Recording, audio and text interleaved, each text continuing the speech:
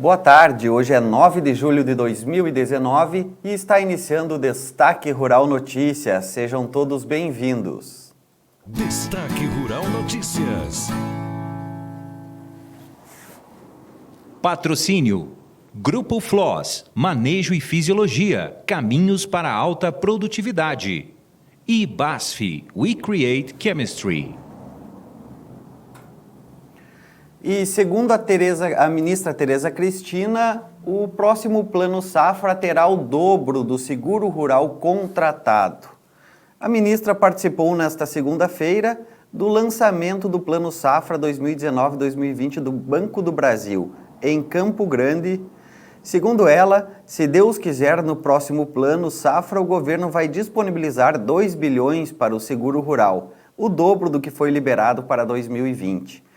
Para o próximo ano, será destinado 1 bilhão para subvencionar a contratação de apólices do seguro rural em todo o país. Com esse valor, cerca de 150 mil produtores rurais poderão ter a safra assegurada. Deve ser contratados 212 mil apólices com a cobertura de 15,6 milhões de hectares e valor segurado de 42 bilhões de reais. E o semeio de trigo avança e intenção de venda aumenta. Segundo pesquisadores do CPEA, as atividades de semeio do trigo estão avançando no Brasil, enquanto os produtores aumentam a intenção de negociar o grão remanescente nesse início de julho. Quanto às farinhas, as vendas permanecem desaquecidas nesse início do mês, o que pode estar atrelado às férias escolares. Diante disso, é possível que os volumes negociados no acumulado de julho fiquem ligeiramente inferiores aos meses anteriores. No segmento de farelo de trigo, houve novos avanços no preço, uma vez que a demanda continua aquecida e a oferta segue limitada. BASF, há 7 anos ao lado dos campeões do Desafio de Produtividade SESB. Vamos agora às informações do clima.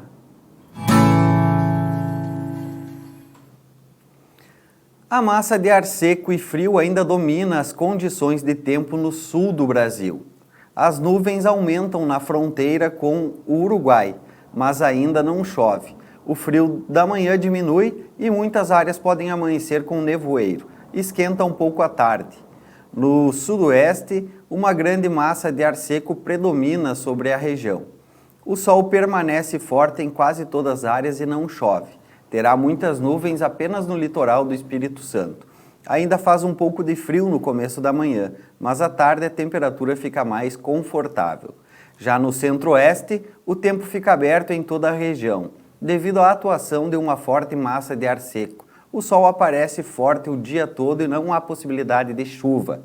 A umidade relativa do ar ainda fica abaixo de 30% em quase toda a região. No Nordeste, o vento que sopra forte, constante do mar e favorece a formação de muitas nuvens no leste da região. Chove a qualquer hora entre o Nordeste da Bahia e Pernambuco. Nas outras áreas da região faz sol. Chove rapidamente no norte e nordeste do sul da Bahia. E na região norte, as áreas de instabilidade provocam chuva a qualquer hora entre Roraima e Amapá. Já no sudeste do Pará, no Acre, em Rondônia e no Tocantins, o ar fica seco e não chove. Nas outras áreas da região faz sol e calor e chove a partir da tarde. Para saber mais sobre as soluções BASF usadas pelos ganhadores do SESB, fale com um dos RTVs da sua região. Brasil e Paraguai fecham um acordo para fortalecer controle sanitário na fronteira dos dois países. Foi firmado nesta terça-feira um memorando de entendimento sobre temas na área sanitária animal e vegetal. O assunto foi tratado em encontro da ministra Tereza Cristina com o ministro da Agricultura paraguaio, Denis Lick, em Assunção, Paraguai. Segundo a ministra, o memorando trata de temas como vazio sanitário, uso de defensivos agrícolas, época de plantio de soja e a construção de um banco de vacinas público de aftosa entre os países. Vamos chamar então, nesse momento, o comentário de Moisés Cristiano sobre economia. Destaque Rural Notícias. Olá, amigos da Destaque Rural, estamos de volta nesta terça-feira, hoje dia 9 de julho. Viemos aqui para trazer as informações de economia do dia. Hoje a gente não vai trazer informações diretas da B3, da Bolsa Brasileira, porque foi um feriado, né, em São Paulo. Isso fez então com que a Bolsa ficasse fechada nesta terça-feira. Mas temos informações aí que aconteceram durante o dia e principalmente hoje é um dia importantíssimo aí. Inclusive um assunto que impacta muito na Bolsa de Valores é a questão da reforma da Previdência, já os detalhes. Antes quero trazer alguns índices que foram divulgados hoje. A Fundação Getúlio Vargas divulgou hoje 2 indicadores referentes ao mercado de trabalho coletadas em junho, que foi o indicador antecedente de emprego, que subiu 0,8 ponto, registrando agora 86,6 pontos. Índice registrou esse crescimento em junho, depois de 4 meses anteriores recuando. E o indicador coincidente de desemprego, que caiu 1,1 ponto no mesmo período, foi para 94,6 pontos, depois de registrar um crescimento nos 3 meses anteriores. Também hoje foi divulgado o consumo de bens industriais no Brasil, que aumentou 0,1% no mês de maio, em comparação com abril. O dado é do IPEA, Instituto de Pesquisa Econômica Aplicada. Esse indicador IPEA de consumo aparente de bens industriais mede essa demanda e leva em conta bens industriais produzidos no Brasil e os importados de outros países. Então, os dados mostram aí que a demanda pelos bens nacionais caiu 0,2%, enquanto o consumo aparente de importados aumentou 2,9%. Vamos então agora nos concentrar nas informações da reforma da Previdência. Olha, o presidente da Câmara, Rodrigo Maia, hoje, antes de ele entrar numa reunião que estava marcada com líderes aí de partidos, de bancadas, enfim, disse que a sua expectativa é aprovar o texto base da reforma da Previdência ainda hoje e a partir de amanhã dar início à votação dos destaques ao texto. Só que aí teve algumas questões, né? Depois dessa reunião que aconteceu, a oposição resolveu fazer uma reunião a portas fechadas, né, para decidir qual seria a atitude, né? Se eles iam aceitar alguns passos ali que estavam sendo colocados, né, para que a reforma andasse ou não. Pois bem, a decisão da oposição foi manter a chamada obstrução, ou seja, aqueles recursos, né, que são utilizados então para atrasar os trabalhos. São chamados recursos regimentais em plenário para adiar então a reforma da Previdência.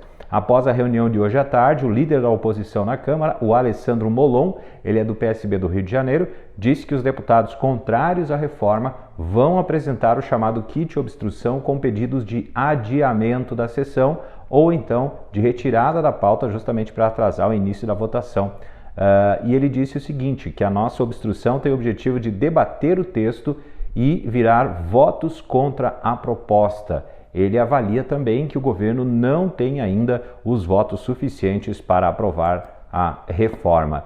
Além disso, também integrantes da bancada feminina na Câmara tentam negociar com a equipe econômica do governo uma mudança no cálculo do benefício para as mulheres.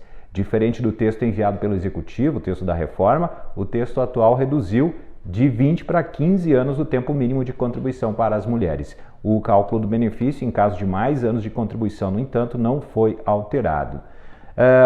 Além disso, também tem um placar, né, da reforma, porque, como eu disse, né, o líder da oposição disse que o governo não tem ainda. Quando o governo diz que tem os votos, ele blefa, né? São necessários 308 votos mínimos, né, aprovando a reforma, a favor da reforma para que ela passe. E aí eu tenho aqui o dado que o jornal O Estadão, né, o Agência Estado, eles estão fazendo um chamado placar da reforma, né, que diz que o placar da reforma da Previdência, que faltam 28 votos para o projeto da reforma da Previdência passar pela Câmara. O texto precisa então de 308 em 2 turnos para ser aprovado e deve começar hoje então o debate no plenário. Bom, então esses assuntos da reforma, a expectativa agora é essa, lembrando que ontem a Bolsa fechou em mais um patamar histórico justamente porque os investidores, né, tanto nacionais quanto internacionais, têm aí sido otimistas em relação a que o texto passe agora na Câmara dos Deputados, o texto da reforma da Previdência. E aí, conforme a gente também hoje não teve a Bolsa funcionando, a B3, né?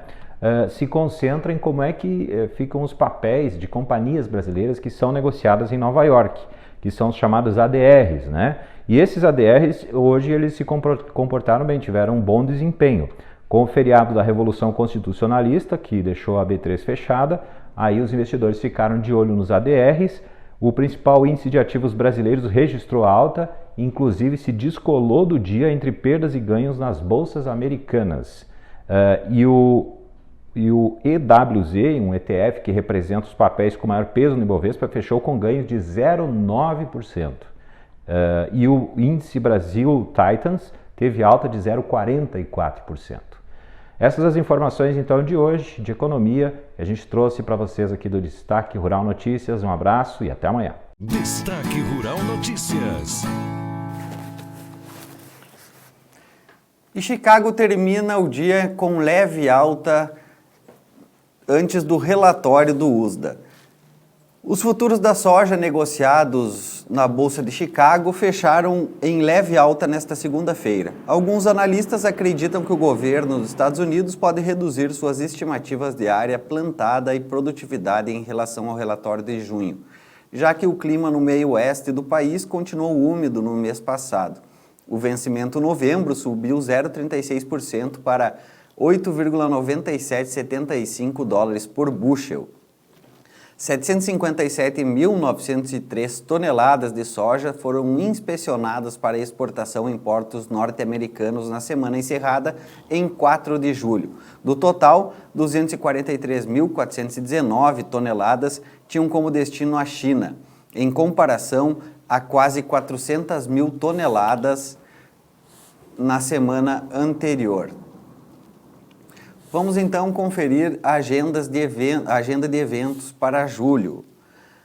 Curso de Planejamento e Gestão Financeira Agrícola, dia 13 de julho, no Centro de Eventos Presidente Vargas, o CEPEV, em Passo Fundo. Durante o curso será trabalhado planejamento do negócio rural, estruturação técnica, planejamento orçamentário, análise dos custos e receitas, análise de fluxo de caixa da propriedade, análise de indicadores financeiros e correção de rumo. O curso é realizado pela Aegro e também pelo Grupo Rara de Porto Alegre.